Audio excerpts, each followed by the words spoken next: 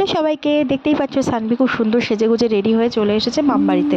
আর ওর পাপা যেহেতু কাল duty join করেছে, সেই জন্য ওর আমার দুজনেরই মনটা একটু খারাপ। তাই ভাবলাম ওকে একটু ঘুরতে নিয়ে যাই। আর কাছাকাছি ঘুরতে যাওয়ার জায়গা বলতে একটাই, সেটা হলো বাবা মায়ের বাড়ি। তো এখানে চলে এসেছি, বাবা আনতে গেছিলো।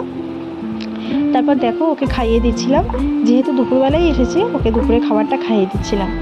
আর খাবারটা আজকে এতটাই বেশি লিকুইড হয়ে গেছে, যার জন্য ঝিনুক করে খাওয়াতে হলো। তো তারপর দেখো আমিও খেতে বসে গেছি। আর মা আজকে রান্না করেছিল ঘ্যাটকল দিয়ে চিংড়ি মাছ দিয়ে, যেটা কিন্তু খেতে দারুণ হয়েছিল। তোমরা কারা কারা ঘ্যাটকল খেতে পছন্দ করো তারা কিন্তু অবশ্যই কমেন্টে জানিও। আর এটা কিন্তু ঘ্যাটকলের ডাঁটা, ঘ্যাটকলের পাতা খেতে আরও বেশি টেস্ট লাগে।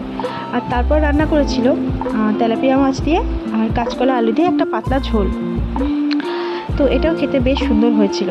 আর মায়ের হাতে রান্না মানে তো সেটা সবসময় সেরা হয়ে থাকে। তাড়াতাড়ি করে খেয়ে নিচ্ছিলাম, কারণ ওইদিকে দুষ্টুটা এত বেশি দুষ্টুমি করছিল।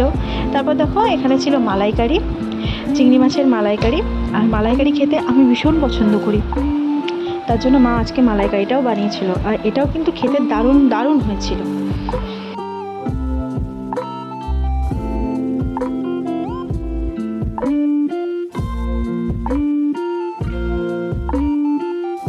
তারপর ছিল বিয়েবাড়ি স্টাইলে পোনা মাছের ঝোল, কিন্তু আলু দেওয়া ছিল। আর এটা খেতে অনেক বেশি সুন্দর লেগেছিল। তারপর খাওয়া দাওয়া করে বাড়িতে চলে আসলাম। তো এই ছিল আজকের দিনটা। টাটা।